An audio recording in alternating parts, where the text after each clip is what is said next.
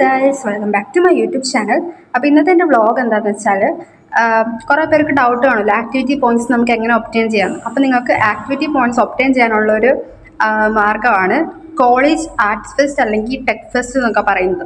അപ്പോൾ നിങ്ങളുടെ കോളേജിൽ ഇപ്പോൾ ഫെസ്റ്റ് ഒക്കെ വരുന്ന ഒരു ടൈം ആയിരിക്കും. ഇപ്പോൾ പല കോളേജിലും ഇങ്ങനെ ഫെസ്റ്റ് വരുന്നുണ്ട്.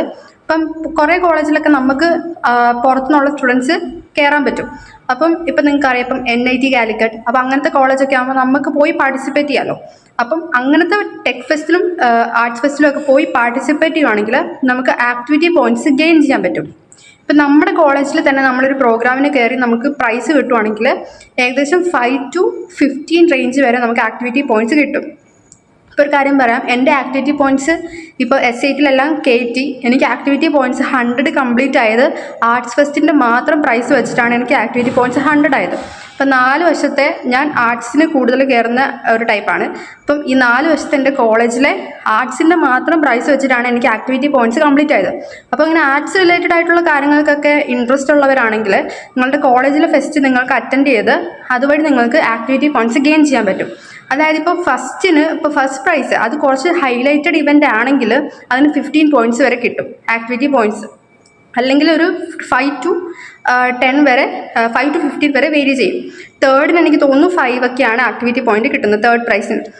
പാർട്ടിസിപ്പേറ്റ് ചെയ്ത ഐറ്റം ഇപ്പോൾ പാർട്ടിസിപ്പേറ്റ് ചെയ്ത് നമുക്ക് പ്രൈസ് കിട്ടിയില്ല, അങ്ങനെയുള്ള ഐറ്റംസിന് ചിലരിങ്ങനെ 1-2 ആക്ടിവിറ്റി പോയിന്റ്സ് ഒക്കെ തരാറുണ്ട് ചില കോളേജസിൽ.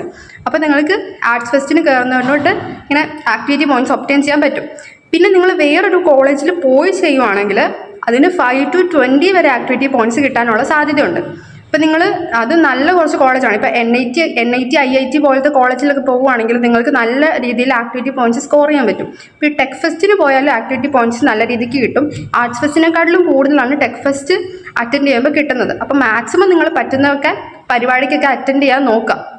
അപ്പം ഞാനങ്ങനെ ആർട്സ് ഫെസ്റ്റിന് കയറുന്നതെന്ന് വെച്ചാൽ ഈ ആൾ കുറവുള്ള പരിപാടികളൊക്കെ കാണുമല്ലോ, അതിലൊക്കെ കയറുമ്പോൾ നമുക്ക് ചുമ്മാ ആണെങ്കിൽ പോലും നമുക്ക് പ്രൈസ് കിട്ടുമല്ലോ. അപ്പോൾ അങ്ങനെ പ്രൈസിൻ്റെ സർട്ടിഫിക്കറ്റ് ഒക്കെ ഉണ്ടെങ്കിൽ നമുക്ക് ആക്ടിവിറ്റി പോയിന്റ്സ് ഗെയിൻ ചെയ്യാൻ പറ്റും. അതുമല്ല ക്യാഷ് പ്രൈസൊക്കെ ഉണ്ടായിരിക്കും. ഈ ആർട്സ് ഫെസ്റ്റിനും ടെക് ഫെസ്റ്റിനും ഒക്കെ നമുക്ക് കോമ്പറ്റീഷനിൽ പാർട്ടിസിപ്പേറ്റ് ചെയ്ത് വിന്നേഴ്സ് ആയാം.